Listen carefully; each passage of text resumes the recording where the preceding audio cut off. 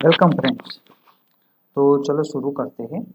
तो आज हम बात करने वाले हैं पांडा के अंदर जो टाइम सीरीज है उसमें डेट रेंज के बारे में कि जो भी स्टॉक का जो भी हम डेटा लिया था डेटा सेट, तो उसमें डिफरेंट ऑपरेशन परफॉर्म कर से करके हम कैसे उसको लाइक उसमें से इंसाइट को निकाल के नॉलेज को गेन कर सकते, कैसे समझ सकते उसको, उस CSV फाइल को कैसे समझेंगे। ओके, तो सबसे पहले इंपोर्ट, और मैं अपकमिंग डेज में सब पांडास की सीरीज के पाइथन फाइल भी अपलोड कर दूंगा, तो आपको प्रैक्टिस करने में भी दिक्कत नहीं रहेगी। पोस्ट पांडा से SPD। ओके, फिर हम करेंगे read pf is equal to pd dot read underscore CSV file को रीड करना है। मैंने फाइल रख दी है वहाँ पे, एप्पल का स्टॉक है, ठीक है, ये एप्पल का स्टॉक है और उसको हम क्या करेंगे, रीड करेंगे। देखिए, तो ये रहा एप्पल का स्टॉक का डेटा। वो आपको जो भी गूगल फाइनेंस है उसमें आप सर्च करेंगे तो आपको मिल जाएगा ये CSV फाइल, ठीक है। सो अभी क्या करना है कि यहाँ पे देखिए कि हमको प्रॉपर फाइल्स दी गई है। ओपन कब हुआ वो स्टॉक, हाई प्राइस कितनी थी, लो प्राइस कितनी थी, क्लोज कब हुआ था, उसका वॉल्यूम। लेकिन यहाँ पे एक दिक्कत है कि यहाँ पे डेट्स नहीं है, तो हम कैसे उसको समझेंगे। तो डेट के लिए यहाँ पे फंक्शन एक वेरिएबल ले लेते हैं। Let's say dt1 is equal to pd dot date range, ठीक है।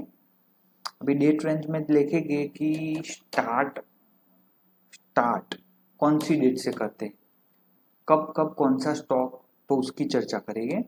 लेट्स से वो 2016-17 का हमारे पास CSV फाइल है, डेटा है जिसमें सब स्टॉक की प्राइस लिखी है, ठीक है। एंड डेट लिखते हैं, लेट्स से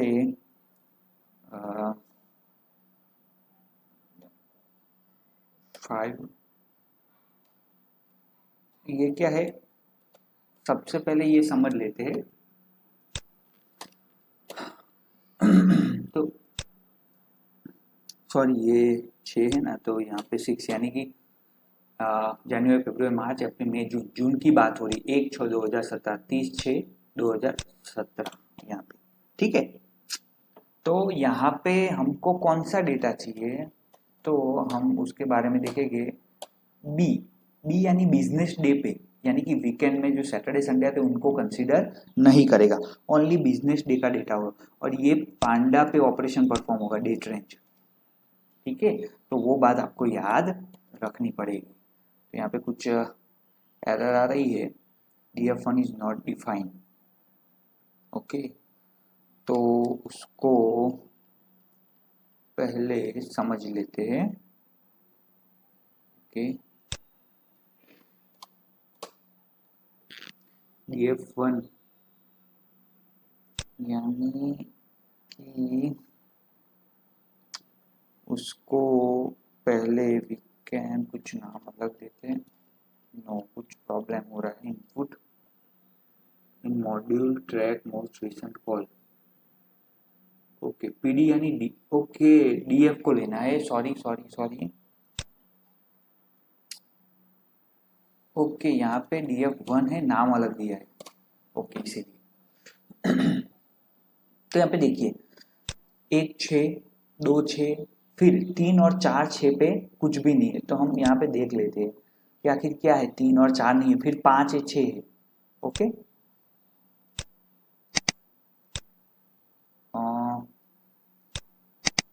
2017 जून। तो देखिए 3 और 4 पे क्या है, सैटरडे संडे, यानी कि ये स्टॉक की प्राइस वहां पे नहीं मिलेगी। ये सब क्या है, बिजनेस डे है, बी फ्रीक्वेंसी बी है, तो बिजनेस डे का डेटा मिला है यहाँ पर, और उसकी टाइप कौन सी है, डेट टाइम, ठीक है। तो यहाँ से आपको क्या मिलेगा, डेट टाइम की इंडेक्स मिल जाएगी। इस तारीख से स्टार्ट हुआ, इस तारीख में कितने बिजनेस डे आए उसकी चर्चा हुई यहाँ पे, ठीक है। फ्रीक्वेंसी बी यानी कि बिजनेस डे।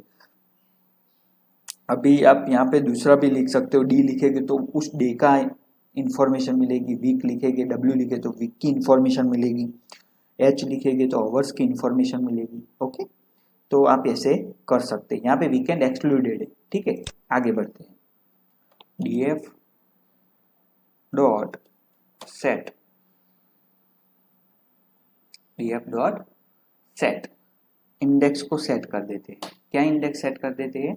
df1 को, df1 यानी कि डेट सेट कर देते हैं, और इन प्लेस ट्रू लिख देते हैं, ट्रू। यानी कि df1 को कहाँ पे सेट इंडेक्स करते हैं? हमारी ओरिजिनल डेटा फ्रेम में, जहाँ पे डेट अवेलेबल नहीं है वहाँ पे सेट कर देते हैं इस df1 को।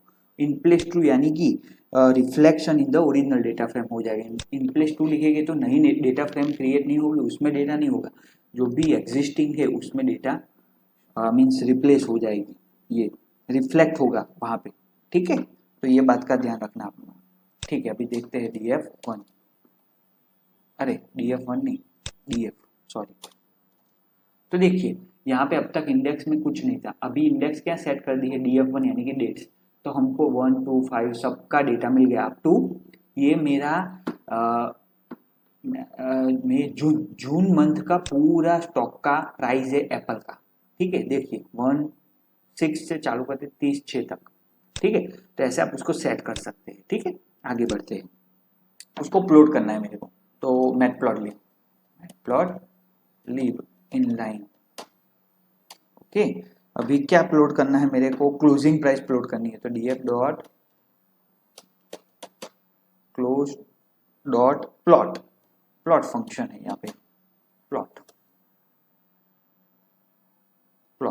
सॉरी यहाँ पे नहीं आएगा, प्लॉट। तो इसको प्लॉट करेगा, अभी इसको ये डेटा है उसको प्लॉटिंग करते हैं, देखते हैं अभी कैसे दिखाई देता है वो डेटा। तो उस प्लॉटिंग को हमने पता चलेगा कि कैसे प्लॉट, ओके, कुछ object code plot object, okay.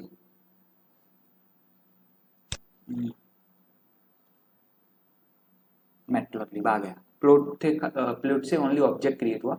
अभी स्टॉक का प्राइस रहा है, तो जून यानी कि 6 मंथ 6, और उसमें जो भी हमको तारीख वाइज 5 12 19 26, तो आप देख सकते हैं कि 5 पे प्राइस क्या है उसकी, 5 पे 154, यानी कि 154 के नियरर है। देखिए ये 5 पे 154 से नियरर है। 12 पे क्या है उसकी प्राइस, 12 पे देखिए 145, यानी कि 12 पे 145 कम हो गई प्राइस। तो आप इससे ये यहाँ पे विजुअलाइज कर सकते हो प्लॉटिंग से, ठीक है। ये बात को याद रखनी है। अभी पर्टिकुलर डेट रेंज में मेरे को डेटा चाहिए, तो मैं क्या करूँगा, 2017 month of 6th month and first से चालू कर, यानी कि डेट फर्स्ट डेट से, उसकी मंथ की पहली तारीख से चालू करके 2017 6, मेरे को 10 दिन का डेटा चाहिए, 10 दिन का, ठीक है। तो 1/6/2017 से चालू करके 10/6/2017 तक का डेटा चाहिए, ठीक है। तो उसको हम ऐसे प्लॉट कर सकते हैं। देखिए 1 to 9 बिजनेस डे ही आएंगे, वीकेंड एक्सक्लूडेड है, लेकिन यहाँ पे मेरे उसका मीन निकालना है। अभी इतना आ गया, मेरे को चाहिए कि भी 10 दिन का कितने एवरेज है प्राइस स्टॉक की, तो मीन ले लेते हैं उसका। क्लोज करना पड़ेगा, क्लोज का मीन, क्लोज कब हुआ उसका mean, close dot mean, closing price का मीन 10 दिन का, ठीक है। तो 153.76, यानी कि ये 10 दिन का क्लोजिंग प्राइस लेके उसका मीन निकालेगा एवरेज, वो 153.76 होता है। तो आपसे ये ऐसे स्टॉक के डेटा को भी एनालाइज कर सकते विद द हेल्प ऑफ पांडा। अभी आगे देखते हैं, लेट्स से मेरे को df डॉट एज फ्रीक्वेंसी अभी फाइंड करनी है कि भाई पर्टिकुलर डे लेता हूँ यहाँ पे डे, और मेथड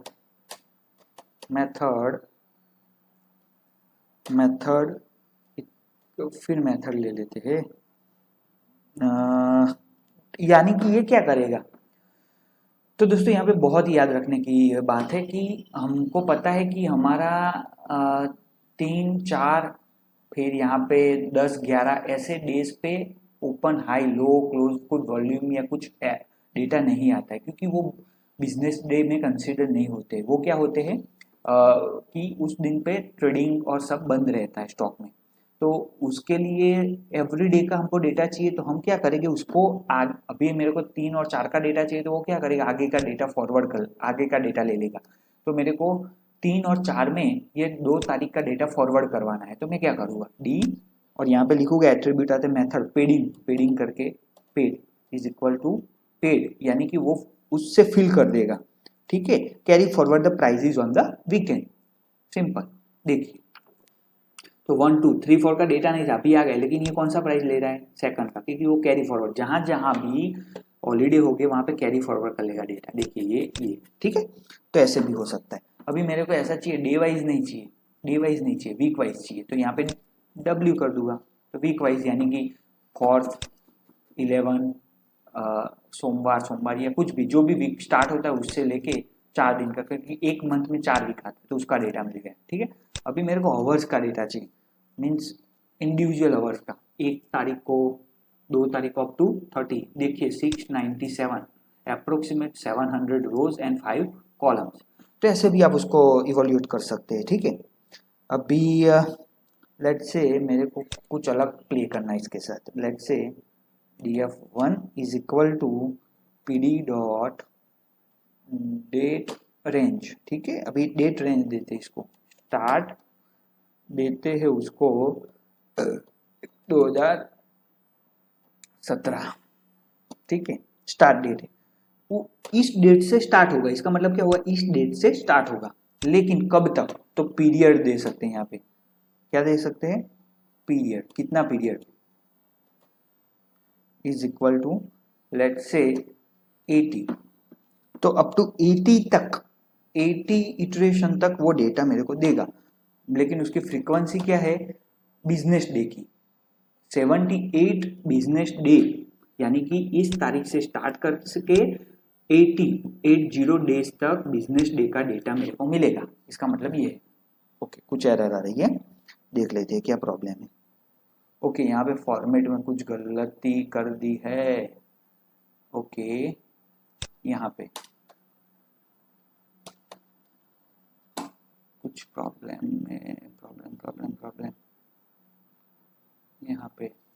ओके, ये रहा स्टार्ट। ओके, सही है, ये तो कुछ प्रॉब्लम नहीं है, इसको कॉपी कर लेता हूँ ताकि पता चले क्या प्रॉब्लम। ओके, ठीक है, अभी कुछ प्रॉब्लम आ रहा है। फ्रीक्वेंसी क्या एरर है, generate rank got unexpected keyword period.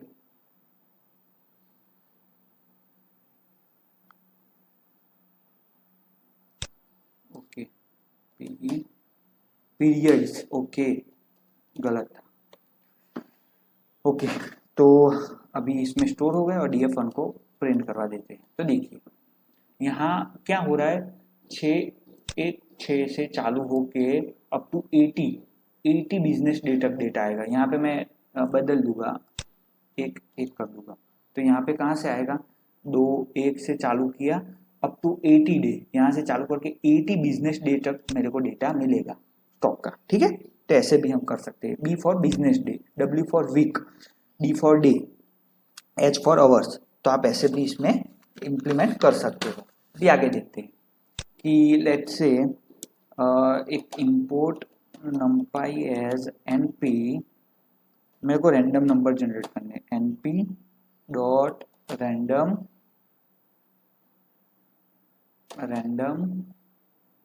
Sorry, इसको पहले एग्जीक्यूट कर दूंगा तो मेरी दिक्कत, sorry.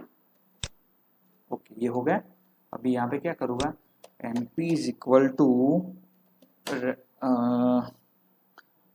np dot random dot random integer generate करने मेरे को।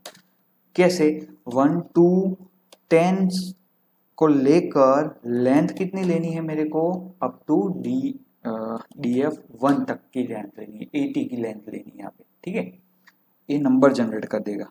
ठीक है, ओके, और यहाँ पे इसको मैं असाइन कर देता हूँ टीएस, यानी कि कोई भी टीएस, ठीक है।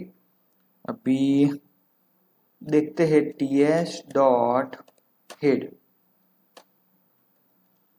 ओके, कुछ एक प्रॉब्लम आ रहा है। ओके, यहाँ पे टीएस डॉट हेड है, 1 to 10 df1 है, ठीक है। और numpy S N D 1 to 10 तक, लेंथ df1 ये है।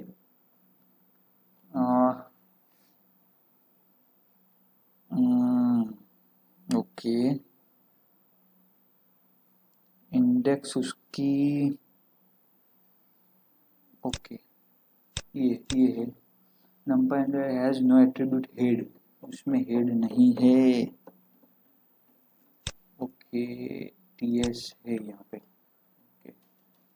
टीएस को प्रिंट करवा देते। ओके, ये मिल गया मेरे को एरे। यहाँ पे हेड तो डेटा फ्रेम का है ना, तो गलत लिखा था।